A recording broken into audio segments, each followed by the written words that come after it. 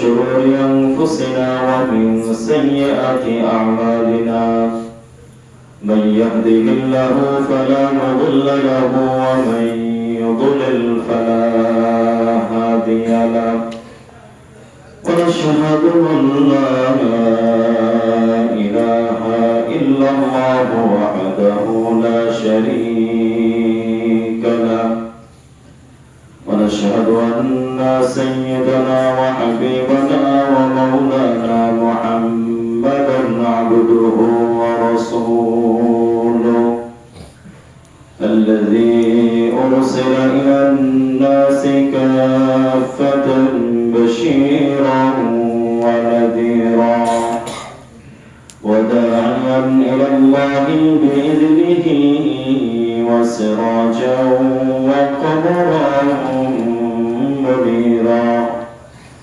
أما بعد فقد قال الله تعالى في كلامه المجيد وفرقانه الحميد أعوذ بالله من الشيطان الرجيم بسم الله الرحمن الرحيم حميم والكتاب المبين إنا أنزلناه في ليلة مباركة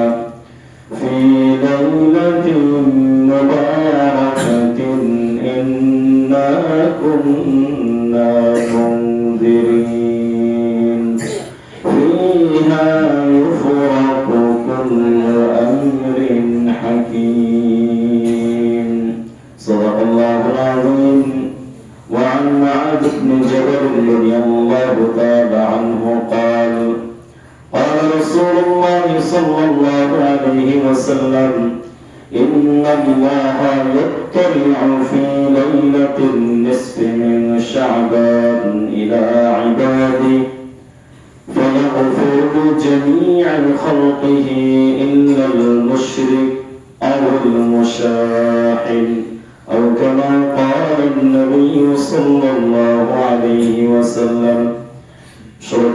اللهم صل على محمد وعلى آل محمد كما صليت على إبراهيم وعلى آل إبراهيم إنك حميد مجيد. اللهم بارك على محمد وعلى آل محمد كما باركت على إبراهيم وعلى آل إبراهيم إنك حميد مجيد. بلغ العلا بكماله كشف الدجى بجماله حسنت جميع خصاله صلوا عليه وآله.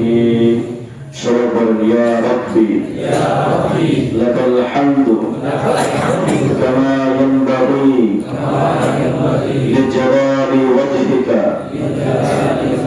وعظيم سلطانك. اللهم بارك لنا في شعبان وبلغنا رمضان. সবাই আমিন। মহান আল্লাহ পাকের দরবারে শুকর আদায় করছি যে আল্লাহ পাক আমাদেরকে দামি একটি মাসের মধ্যে দামি একটি রজনী দান করেছেন। এই দামি রজনীতে পৃথিবীর সবচেয়ে দামি জায়গা আল্লাহর মসজিদে আসার বসার তৌফিক দান করেছেন। এই জন্য দিল থেকে রব্বে কারীমের শুকর আদায় করছি। সকলে বলি আলহামদুলিল্লাহ। সম্মানিত হাজিরিন, সংক্ষেপে একটা কথা বলবো। এক নম্বর কথা হলো এই রাতের গুরুত্ব সম্পর্কে। দুই নম্বর বিষয় হলো এই রাতের আমল কি কি আছে যা হাদিস দ্বারা প্রমাণিত, এরকম কিছু আমলের কথা বলবো।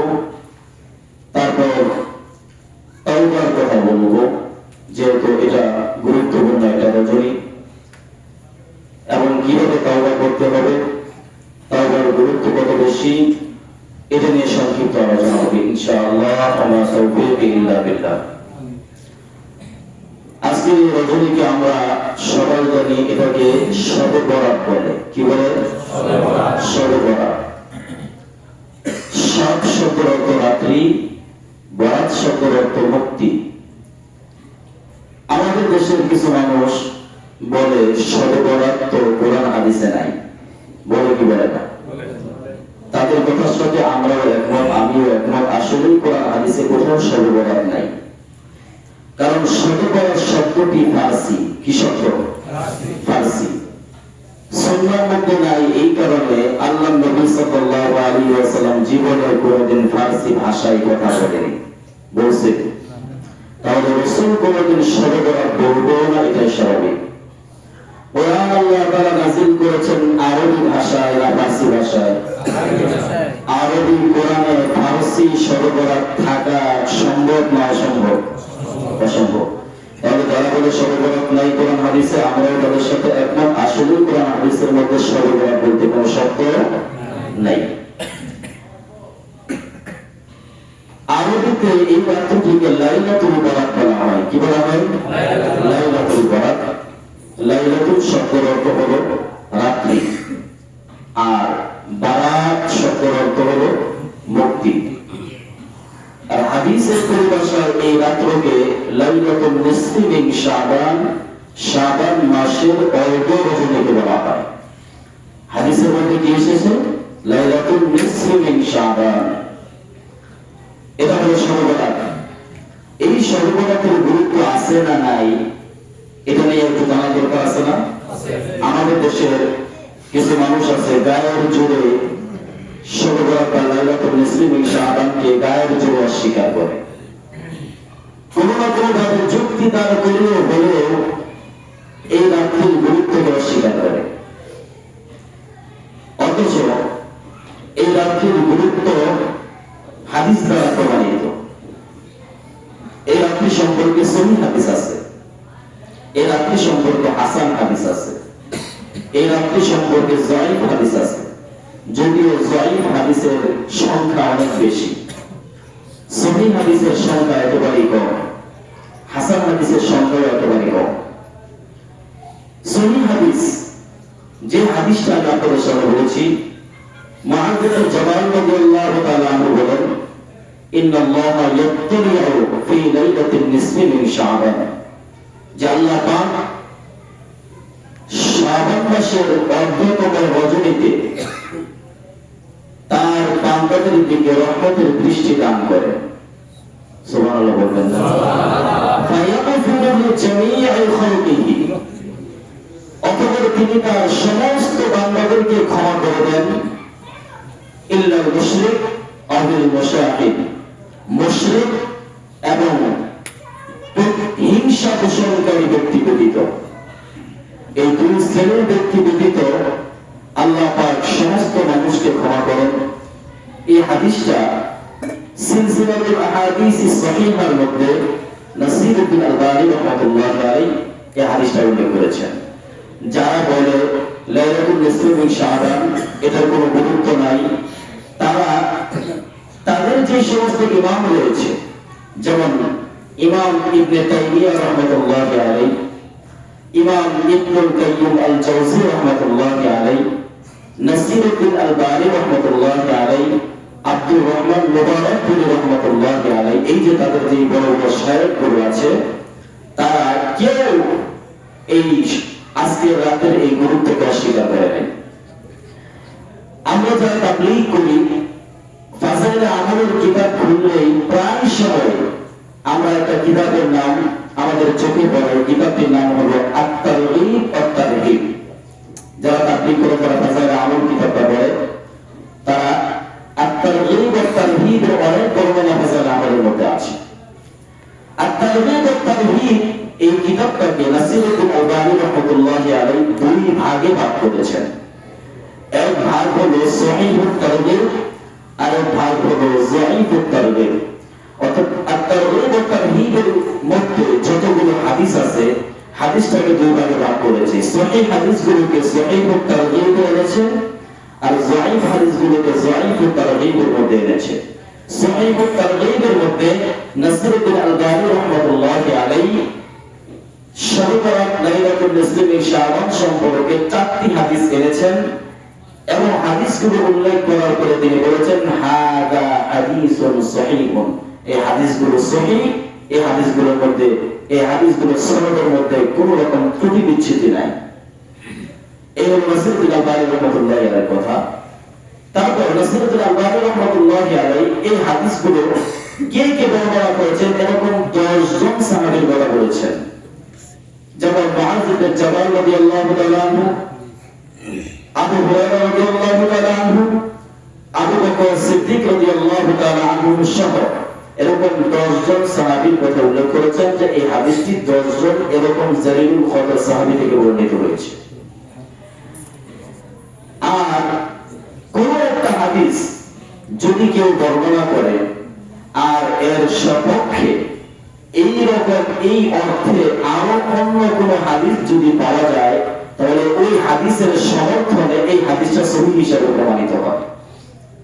আমরা আমাদের হিন্দু ভাইদের একটা কথা শুনি, অনেক সময় শুনি যে মানুষের ভুল বোঝাবুঝির কারণে ভগবান মাঝে মাঝে ভূত হয়ে যায়।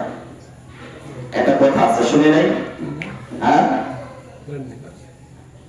মানুষের ভুল বোঝার কারণে ভগবান নাকি ভূত হয়ে যায়। তার মানে হইল ভগবান দেখার পর এমন ভয় পাইছে, সবাই করে আমি ভূত দেখছি, এখন সবাই ভগবানটা মনে করে আসলেই ভূত।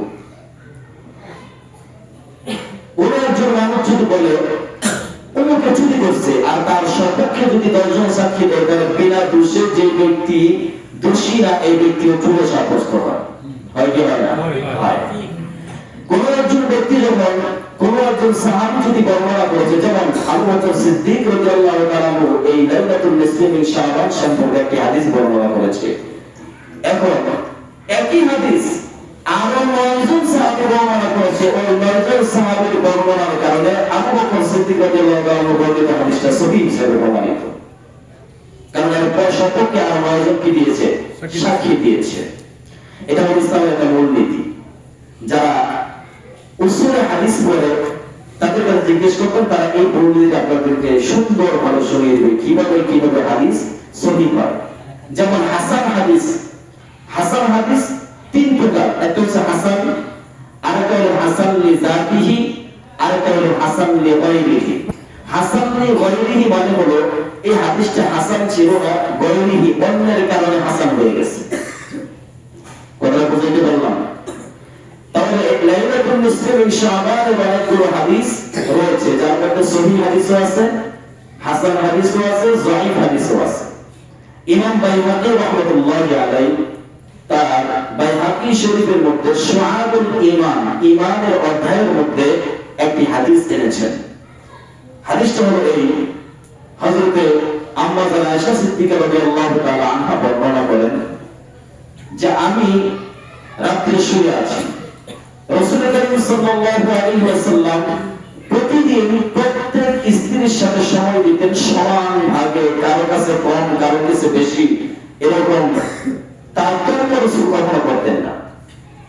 তো ওই দিন আমার কাছে রাসূলের সময় দেওয়ার পালা, রাসূল আসবেন, আসার পরে তিনি কাপড় খুলছেন, শোয়ার জন্য প্রস্তুতি নেবেন, এমন সময় আবার কাপড় পরিধান করলেন। পরিধান করার পরে তিনি চলে গেলেন ঘর থেকে বের হয়ে। আয়েশা সিদ্দিকা রাদিয়াল্লাহু তাআলা বলেন, আমি রাসূলকে খুঁজতেছিলাম, খুঁজতে খুঁজতে মসজিদে নববীতে গেলাম। যাওয়ার পরে দেখলাম রাসূল নামাজের মধ্যে দাঁড়িয়ে আছে।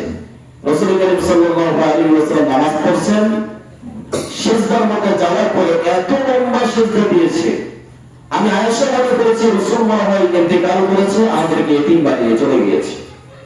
এই জন্য পরীক্ষা করার জন্য রাসূল জীবিত আছে কিনা আমি পিছনে দাঁড়িয়ে আঙুল দিয়ে রাসূলের শরীরের মধ্যে একটা খোঁচা দিলাম। খোঁচা দেওয়ার পরে দেখি রাসূল নড়াচড়া করছে, তখন আমি বুঝতে পারছি যে রাসূল জীবিত, তিনি মরে নাই। রাসূল নামাজ শেষ করলেন, আয়েশা সিদ্দিকা রাদিয়াল্লাহু তাআলা আনহাকে দেখে রাসূল বলেন, আয়েশা তোমার চোখে মুখে ভীতির ছাপ কেন দেখা যায়? আয়েশা রাদিয়াল্লাহু তাআলা আনহা বললেন, আপনি যখন সিজদায় গেলেন তখন আমার কাছে মনে হয়েছে আপনি মৃত্যুবরণ করেছেন। সেদিন আমি ভয় পেয়ে গিয়েছিলাম। তখন রাসূল বলেছেন, আতাদরি মা হাদিহিল লাইল ইয়া আয়েশা, হে আয়েশা তুমি কি জানো এই রাত্রটা কোন রাত্রি? ইন্নাহা লাইলাতুন নিসফি মিন শাবান, এই রাত্রিটা হলো শাবানের অন্যতম রজনী, যেটাকে আমাদের পরিভাষায় আমরা শবে বরাত বলে থাকি। রাসূল বলেছেন এই রাত্রিতে জিবরাইল আমার কাছে এসেছে এবং বলেছে যে এই রাত্রিতে যেই ব্যক্তি আল্লাহর কাছে ক্ষমা চাইবে আল্লাহ তাআলা তার জীবনের গুনাহগুলোকে ক্ষমা করে দিবে। সুবহানাল্লাহ। এবং এই রাত্রিতে আল্লাহ পাক তার বান্দার উপর রহমতের বৃষ্টি বর্ষণ করতে থাকে। এই হাদিসটি মুরসাল হাদিস। মুরসাল হাদিস হলো এমন একটা হাদিস যে হাদিসের ব্যাপারে ইখতিলাফ তৈরি হয়েছে 200 হিজরির পরে। 200 হিজরির আগে মুরসাল হাদিস নিয়ে কারো কোনো দ্বিধাদ্বন্দ্ব ছিল না, কোনো ইখতিলাফ ছিল না। মুরসাল হাদিস সম্পর্কে একজন বর্ণনা করেছে এরকম যে মুরসাল হাদিসকে কেউ যদি অস্বীকার করে তাহলে সে চরম পর্যায়ে বিদআতের মধ্যে লিপ্ত হবে। এই মুরসাল হাদিসকে অস্বীকার করার কোনো কি নাই, সুযোগ নাই। আবার আব্দুর রহমান মুবারকপুরী রাহমাতুল্লাহি আলাইহি আমরা সিরাত সম্পর্কে যতগুলো বই আছে, যতগুলো কিতাব আছে, বর্তমান সময়ে আমরা একটা কিতাবের সাথে খুব গভীরভাবে পরিচিত, সেটা হলো আর রাহিকুল মাকতুম। আর রাহিকুল মাকতুম এই কিতাবটা চিনেন আপনারা? নাম শুনছেন? এই কিতাবটার লেখক হলো আব্দুর রহমান মুবারকপুরী রাহমাতুল্লাহি আলাইহি, যিনি আহলে হাদিসের শায়েখ ছিলেন, সালাফি গোলাম লোক ছিলেন। তিনি তার যত কিতাব তিনি লিখেছেন কোন কিতাবের মধ্যে লাইলাতুল নিসফি মিন শাবানের বিরোধিতা কখনো করেনি। তো লাইলাতুল নিসফি মিন শাবান হাদিস দ্বারা প্রমাণিত, লাইলাতুল নিসফি মিন শাবানের গুরুত্ব হাদিস দ্বারা প্রমাণিত এবং সহিহ হাদিস দ্বারা প্রমাণিত। যারা অস্বীকার করে তারা গায়ের জোরে অস্বীকার করে। এজন্য গায়ের জোরে ইসলামের কোনো বিষয়কে অস্বীকার করাটা এটা ভালো মানুষের কোনো লক্ষণ না। গায়ের জোরে ইসলামের বিষয়গুলোকে অস্বীকার করা যাবে না। এই লাইলাতুল নিসফি মিন শাবান সম্পর্কে আরো কিছু হাদিস রয়েছে। যায়িফ হাদিসগুলো আমরা অনেক সময় মনে করি যায়িফ হাদিস মনে হয় আমল করা যায় না। যায়িফ হাদিস এটা অস্বীকার করা যায় না। যায়িফ হাদিস আমলযোগ্য হাদিস। হাদিসের স্তর রয়েছে সহিহ, হাসান, যায়িফ। সহিহ হাদিস দ্বারা ঈমান সংক্রান্ত বিষয় সাব্যস্ত হয়, যেমন নামাজ ফরজ, 5 ওয়াক্ত নামাজ ফরজ। কোরআনে তো কোথাও নাই 5 ওয়াক্ত নামাজের কথা আছে? কথা বলেন না কেন? কোরআনে কোথাও 5 ওয়াক্ত নামাজের কথা উল্লেখ করা আছে? তোমরা প্রতিদিন 5 ওয়াক্ত নামাজ আদায় করো। আল্লাহ তাআলা বলেছেন যে আকিমুস সালাত, তোমরা নামাজ পড়ো। কয় ওয়াক্ত পড়বা এটা বলতে হলে হাদিস খুঁজতে হবে। এবং এই নামাজ যে ফরজ, এত বড় ঈমান সংক্রান্ত বিষয়, এই নামাজ ফরজ হওয়ার বিধান সাব্যস্ত হবে সহিহ হাদিস দ্বারা। আবার কখনো কখনো হাসান হাদিস দ্বারাও ঈমানের বিষয়গুলো সাব্যস্ত হয়। আবার হাসান হাদিস দ্বারা আমলের বিষয়, আমলের ফজিলত সাব্যস্ত হয়। আর যায়িফ হাদিস দ্বারা ঈমান সংক্রান্ত কোনো বিষয় সাব্যস্ত করা যায় না। যায়িফ হাদিস দ্বারা শুধুমাত্র একমাত্র ফজিলত বর্ণনা করা যায়, যে এই কাজ করলে এই ফজিলত, এটা যায়িফ হাদিস দ্বারা প্রমাণিত। এজন্য যায়িফ হাদিসকে অস্বীকার করার কোনো সুযোগ নেই। যায়িফ হাদিস অনেকগুলো আছে শবে বরাত সম্পর্কে।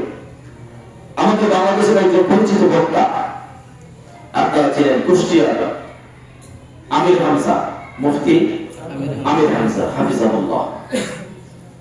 কিছুদিন পূর্বে তিনি শবে বরাত নিয়ে অনেক কথা বলেছেন। ইসলামে কোরআন হাদিসে কোথাও শবে বরাত নাই, কিন্তু গত বছর তিনি অনেক তাহকিক করে বের করে বলেছেন শবে বরাত সহিহ। এর সাথে এই সহিহ হওয়ার জন্য 8টি সহিহ হাদিস তিনি খুঁজে পেয়েছেন।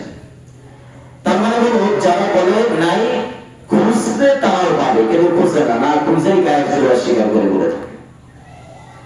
এই জন্য যারা আমাদের বেড়ে রয়েছেন, গায়ের জোরে অস্বীকার করে কোনো লাভ নাই। আপনি যেটাকে অস্বীকার করছেন, আসলেই যদি এটা সত্যি হয়ে থাকে, কিয়ামতের ময়দানে রাসূল বলবে আমার কথাটাকে অস্বীকার করেছে, বলবে না? এজন্য সহিহ হাদিস, হাসান হাদিস, হাদিস অস্বীকার করা যাবে না। হাদিসের স্তর রয়েছে, এক এক হাদিস দ্বারা এক এক জিনিস সাব্যস্ত হয়। এরকম যায়িফ হাদিস একটি হাদিস রয়েছে, ইবনে মাজাহ শরীফের মধ্যে বর্ণিত হয়েছে। আল্লাহ নবী সাল্লাল্লাহু আলাইহি ওয়াসাল্লাম বলেছেন, ইযা কানাত লাইলাতুন নিসফি মিন শাবান, যখন শাবান মাস আসে, শাবান মাসের অর্ধতম রজনী 14 তারিখ দিবাগত রাত্রি যখন আসে, ফাকুমু লাইলাহা, তোমরা রাত্রিবেলা দাঁড়িয়ে যাও, ওয়াসুমু ইয়াওমাহা, এবং পরের দিন তোমরা রোজা রাখো, ফাইন্নাল্লাহ তাআলা, কেননা নিশ্চয় আল্লাহ তাআলা ইয়ানজিলু ফিহা, ওই রাত্রিতে অবতরণ করেন, বিউরুবিশ শামসি, সূর্য ডুবার সাথে সাথে, ইলাস সামাঈদ দুনিয়া, দুনিয়ার আকাশে। অর্থাৎ আল্লাহ তাআলা সূর্য ডুবার সাথে সাথে এই রাত্রিতে দুনিয়ার আকাশে নেমে আসেন। ফায়াকুলু, এবং বলতে থাকেন, আনা মিন মুস্তাগফিরিন, তোমাদের মধ্যে কেউ কি আছে যে গুনাহ থেকে আমার কাছে ক্ষমা চাইবে? আমার কাছে ক্ষমা চাও, ফাআগফিরু লাহু, আমি তোমার জীবনের গুনাহগুলোকে ক্ষমা করে দিব। সুবহানাল্লাহ। আলা মিন মুস্তাগফিরিন, তোমাদের মধ্যে কি কেউ আছে যার রিজিকের অভাব? আমার কাছে রিজিক চাও, ফাআরযুকুহু, আমি তোমাকে রিজিক দান করব। আলা মিন মুবতালা, তোমাদের মধ্যে কি কেউ আছে যে অসুস্থ? আমার কাছে অসুস্থতা থেকে পানা চাও, ফাআফিয়াহু, আমি তাকে সুস্থতা দান করব। আলা কাযা আলা কাযা হাত্তা ইয়াতলুআল ফাজর, এভাবে আল্লাহ তাআলা বান্দাদেরকে বিভিন্ন বিষয়ে নাম ধরে ধরে বান্দাকে ডাকতে থাকেন, হাত্তা ইয়াতলুআল ফাজর, সুবহ সাদেক উদিত হওয়ার আগ পর্যন্ত। অন্যান্য হাদিস দ্বারা প্রমাণিত, আল্লাহ পাক প্রত্যেক রাত্রিতে দুনিয়ার আকাশে নেমে আসেন। প্রত্যেক রাত্রিতে দুনিয়ার আকাশে নেমে আসেন। শেষ রজনীতে, রাত্রের 1/3 পার হয়ে যাওয়ার পরে, যখন এশার নামাজের সালাত শেষ হয়ে যায়, মানুষ যখন ঘুমিয়ে যায়, আল্লাহ পাক দুনিয়ার আকাশে নেমে আসেন এবং এই কথাগুলো বলে বলে আল্লাহ তাআলা বান্দাদেরকে ডাকতে থাকেন, তোমাদের প্রয়োজনগুলো আমার কাছে চাও, আমি তোমার প্রয়োজন পূরণ করে দিব। কিন্তু এই হাদিসগুলোর মধ্যে অনেকগুলো সহিহ হাদিস আছে, অনেকগুলো যায়িফ হাদিস আছে। কিন্তু এই যে এখানে যে হাদিসটা বলা হয়েছে, এই হাদিসের মধ্যে বলা হয়েছে আল্লাহ তাআলা শেষ রাত্রিতে নয়, বরঞ্চ শবে বরাতের দিনে দিন অতিবাহিত হয়ে যাওয়ার পরে সন্ধ্যার সূর্য যখন ডুবে যায়, তখনই আল্লাহ তাআলা দুনিয়ার আসমানে নেমে আসেন। আর তখন থেকে বান্দাদেরকে তাদের প্রয়োজন পূরণ করার জন্য, আল্লাহর কাছে চাওয়ার জন্য আল্লাহ তাআলা বান্দাদেরকে ডাকতে থাকেন। তাহলে এই রাতের গুরুত্ব আছে না নাই? এটা কি মুখের কথা না হাদিসে আছে? হাদিসের মধ্যে আছে। এবার আসলে আমি যে আয়াতে কারিমা আপনাদের সামনে তেলাওয়াত করেছি, এই আয়াতে কারিমার মধ্যে দুই শ্রেণীর মুফাসসির রয়েছে। মুফাসসিরদের মধ্যে দুইটা ভাগ আছে। এক ভাগ বলেছেন, ইন্না আনজালনাহু ফি লাইলাতিন মুবারাকাতিন ইন্না কুন্না মুনজিরিন, যে আল্লাহ পাক বরকতময় রজনীতে কোরআন নাযিল করেছেন। এই যে বরকতময় রজনীতে কোরআন নাযিল করেছেন, এই নাযিল সংক্রান্ত বিষয় নিয়ে মুফাসসিরিনে কেরামদের মধ্যে দুইটা ভাগ রয়েছে। হযরত ইকরিমা রাদিয়াল্লাহু রাহমাতুল্লাহি আলাইহি, একজন প্রখ্যাত মুফাসসির, তিনি বলেছেন এখানে লাইলাতুল মুবারাকাতুন দ্বারা উদ্দেশ্য হলো শবে বরাতের রাত্রি। আর অধিকাংশ মুফাসসিরিনে কেরাম বলেছেন এখানে লাইলাতুল মুবারাকার দ্বারা শবে কদরের রাত্রি উদ্দেশ্য। যদি অধিকাংশ মুফাসসির, কোরআনের ব্যাখ্যা গ্রন্থ যারা লিখেছেন, অধিকাংশই বলেছেন যে এখানে এই নাযিলের দ্বারা উদ্দেশ্য হলো শবে কদরের রাত্রি। কিন্তু কিছু কিছু মুফাসসির বলেছেন যে এর দ্বারা উদ্দেশ্য হলো শবে বরাতের রাত্রি। তাহলে মুফাসসিরদের মধ্যে দুইটা দল পাওয়া যায়, যারা শবে বরাত বলেছে তারাও যুক্তির বাহিরে বলে নাই, আবার যারা শবে কদর বলেছে তারাও যুক্তির বাহিরে বলে নাই। তাহলে এই আয়াতের মধ্যে দুই ধরনের অর্থ পাওয়া যায়। সুতরাং যেহেতু শবে বরাত এমন একটা গুরুত্বপূর্ণ রাত্র, যে রাত্রটা হাদিস দ্বারা প্রমাণিত, সুতরাং এই রাত্রটাকে অস্বীকার করলে, একটা মানুষ যদি এই রাত্রিকে অস্বীকার করে, তাহলে আল্লাহ নবীর সহিহ হাদিসকে অস্বীকার করলো। আর আল্লাহ নবীর কোন হাদিসকে কেউ যদি অস্বীকার করে, যে হাদিসটা সমাধান একদম সম্পূর্ণরূপে ত্রুটিমুক্ত, কোন রকম মেজাল নাই, সমস্ত রাবীগণ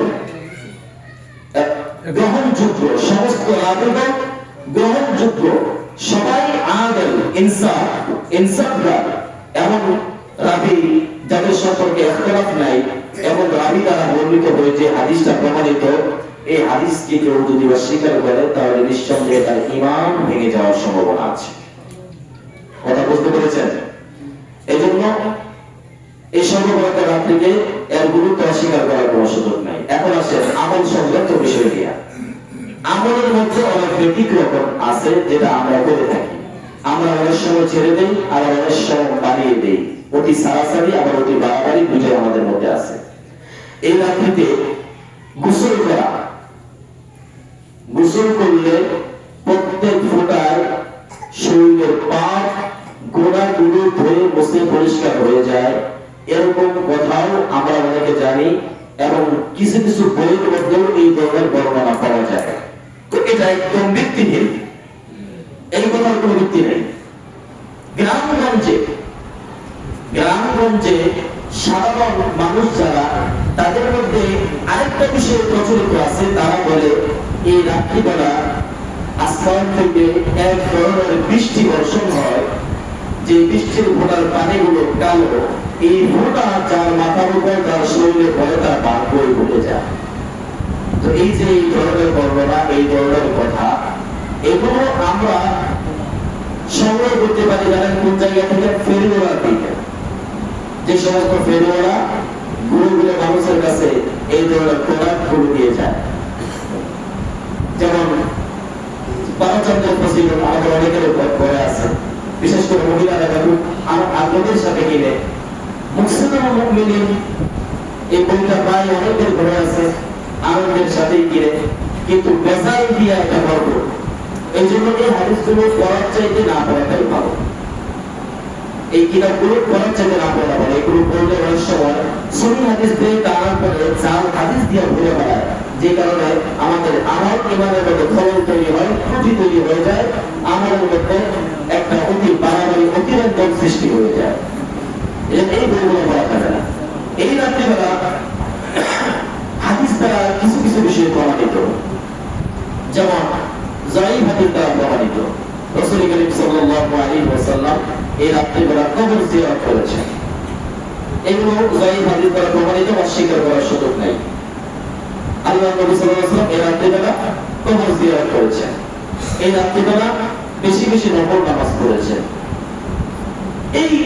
এই ধরনের আমলের বর্ণনা পাওয়া যায় হাদিসের মধ্যে, কিন্তু আমরা যেটা করে থাকি এই সবগুলো পাওয়া যায় না। আবার এই রাত্রিবেলা আমাদের সমাজের মধ্যে আরেকটা জিনিস প্রচলিত আছে, যেটা ইতালির এখনকার সময় এইদিকে নাই, গ্রামগঞ্জে এখনো আছে, সেটা হলো হালুয়া রুটি খাওয়া। এটা আমাদের এখন নাই, বিগত বহু বছর আগে আমাদের এই সমাজের মধ্যে ছিল, এখন নাই। কিন্তু গ্রামগঞ্জে এখনো প্রচুর পরিমাণ আছে হালুয়া রুটি খায়। তো আমাদের দেশের মধ্যে যে সমস্ত সিন্নিখোর ভাইয়েরা আছে, সিন্নিখোর ভাইদেরকে চিনেন না? যারা সব কিছু একদিকে নিয়ে সিন্নির পূর্ণতাকে সামনে রাখবে, আমাদের সুন্নি ভাইয়েরা। এই সুন্নি ভাইয়েরা, গতকালকে আমি একটা বক্তব্য দেখলাম, তাদের একজন আলোচক তিনি হালুয়া রুটিকে এর প্রচলনকে মজবুত করার জন্য অনেকগুলো দলিল নিয়ে এসেছেন। মানে হলো বিচার যেই দিকেই যাক, তার গাছ এটা আমার কাটতে হবে। মানে যুক্তি যেদিকেই যাক, হালুয়া রুটি এটা খেতেই হবে। তো হালুয়া রুটিকে তারা সাব্যস্ত করে, তারা আরো অনেক কিছু সাব্যস্ত করে। আমাদের বাংলাদেশের একজন খুব পরিচিত সুপরিচিত লোক গিয়াসউদ্দিন আত-তাহিরি, বারাকাল্লাহু ফি হায়াতি, উনি একবার বলেছেন, আমরা বাজারের মধ্যে এত পরিমাণ খিচুড়ি কেন খাওয়াই তোমরা কি জানো? কারণ বাজারের মধ্যে অনেক মানুষ দরিদ্র, অসহায়, ভিক্ষুক মাজারে আসে, আমরা তাদেরকে একবেলা খাবারের ব্যবস্থা করে দিই। এই যে মানুষগুলো খাবার পাইল, আমরা যদি এই খাবারটা মাজারের মধ্যে ব্যবস্থা না করতাম, এই মানুষগুলো কি খাবার পাইত? তো এই যে কথাগুলো বলবো, আপনারা কথাটাকে কেমন মনে করেন? হ্যাঁ, কথাটা সত্য অনেক সুন্দর না? আসলেই তো মাজারের মধ্যে খিচুড়ি খাওয়ায় অনেক মানুষ, অনাহার মানুষ গিয়ে খাবার পায়। আবার অনেক আল্লাহর ওই জায়গার মধ্যে হুক্কা গাঁজা খাওয়ার একটা সুযোগ পায়। তো এরকম যে একটা বিষয় প্রচলিত আছে মাজারের মধ্যে, এই মাজারের মধ্যে মানুষগুলো খেতে যায়। কিন্তু গিয়াসউদ্দিন ভাইয়ের এই বিষয়টা আমার কাছে বুঝে আসতো না। তিনি জ্ঞানী মানুষ, খুব সুন্দর আলোচনা করে মানুষকে বোঝায়, কিন্তু এটা তার বুঝে আসতো না যে আমি যদি মাজারের মধ্যে খাবার দেওয়াটা বন্ধ করে দেই, যে ভিক্ষুকগুলো প্রতিদিন খাবার দেওয়ার জন্য মাজারে আসতো, এই ভিক্ষুকগুলো খাবার না পায় ভ্যান গাড়ি অটো রিক্সা চালাইয়া নিজের হাতে উপার্জন করে জীবিকা নির্বাহ করত। কিন্তু আমি খাবার বলে তারা আসে কই, আমার দাদার কবরের সাথে তো কেউ খাইতে আসে না। আপনি আজকে থেকে আপনার দাদার কবরের পাশে সিন্দির হাড়ি চড়াইয়া দেন, কালকে থেকে দেখবেন মানুষের কোনো অভাব নেই। মানুষ তো খাবারের পাগল। আপনি যেখানে খাওয়াবেন সেখানেই নারায়ণ থাকবে, যেখানে খাওয়াবেন। তো এইটাই চলছে। তো এই সমস্ত ভাইরা, এই সুন্নি ভাইরা সিন্নি হালুয়া রুটিকে সাব্যস্ত করার জন্য অনেকগুলো দলিল এনেছে, অনেক যুক্তি এনেছে। শেষ পর্যন্ত তার শক্তিশালী মজবুত যুক্তি হলো এটা বাঙালি জাতির ঐতিহ্য। এটা হলো মজবুত দলিল। আমি শুনে হাসি, আরে বাঙালি জাতির ঐতিহ্য, এটাও বুঝি খুব গুরুত্বপূর্ণ। যাই হোক, এই রাত্রিবেলা সিন্নি হালুয়া রুটি এগুলো খাওয়া, এগুলো সম্পূর্ণ হতে পারে। আমাদের এই রাত্রিতে আমরা সচরাচর জানি 12 রাকাত নফল নামাজ পড়তে হয়। 12 রাকাত নফল নামাজ পড়া এটা সহিহ হাদিস দ্বারা প্রমাণিত না। 12 রাকাত নফল নামাজ পড়া কি হাদিস দ্বারা প্রমাণিত না? সহিহ হাদিস দ্বারা প্রমাণিত না, সহিহ হাদিস দ্বারা প্রমাণিত না, এমনকি কোনো জাল হাদিস দ্বারা প্রমাণিত না। এগুলো মানুষের মুখে মুখে কথা। আবার আরেকটা কাজ আমরা করে থাকি, এই রাত্রিবেলা যে কাজগুলো আমরা করি তার মধ্যে একটা অন্যতম কাজ হলো, এই রাত্রিবেলা অনেক সময় দোকানপাটে আগরবাতি জ্বালায় বরকতের জন্য। বরকতান আগরবাতি দিয়ে জ্বালায় দেয়, এটাও সম্পূর্ণরূপে কাজ। এই কাজটাও করা যাবে না। এজন্য এই রাত্রির গুরুত্ব আছে, কিন্তু অতিরিক্ত কোনো কিছু করা যাবে না যেটা শরীয়তের মধ্যে নাই। আপনি কবর জিয়ারত করেন, আপনি নফল নামাজ পড়েন, আফদলুল যিকরি তিলাওয়াতুল কোরআন, আপনি সরাসরি তিলাওয়াত করেন, কোরআনে কারিমে তিলাওয়াত করেন। আফদলুল ইবাদাতি তিলাওয়াতুল কোরআন, আফদলুল যিকরি লা ইলাহা ইল্লাল্লাহ। আপনি আল্লাহ পাকের জিকির লা ইলাহা ইল্লাল্লাহ জিকির করেন। আবার এই রাত্রে আমরা অনেকে মনে করি শুধু মসজিদের মধ্যেই নফল নামাজ পড়াটাই উত্তম। এজন্য আমরা আমাদের সমাজের মানুষের উপরে থেকে আমরা মসজিদের দরজা খুলে রাখবো। যারা ইবাদত করতে চান সারা রাত মসজিদে এসে ইবাদত করবেন। এই কথাটা বেদাত। আপনি বলুন যে এটা বেদাত কেমনে? এটা কোনো হাদিস দ্বারা প্রমাণিত না। বরঞ্চ সুবহান নামাজের সময় বলেছিলাম, আল্লাহ রাসূল সাল্লাল্লাহু আলাইহি ওয়াসাল্লাম বলেছেন যে তোমরা তোমাদের ঘরগুলোকে কবরস্থানে পরিণত করো না। তোমাদের ঘরগুলোকে কবরস্থান বানিও না। কেন বললেন? কারণ কবরস্থান এমন জায়গা যেখানে কোনো ইবাদত করা হয় না। তোমার ঘরটা যেন কবরস্থানে পরিণত না হয়, এমন যাতে না হয় যে তোমার ঘরটার মধ্যে কোনো ইবাদত করা হয় না। এই জন্য নফল নামাজ বাড়িতে পড়া উত্তম। যারা বাড়ির নফল নামাজ বাড়িতে পড়ার চেষ্টা করবে ইনশাআল্লাহ।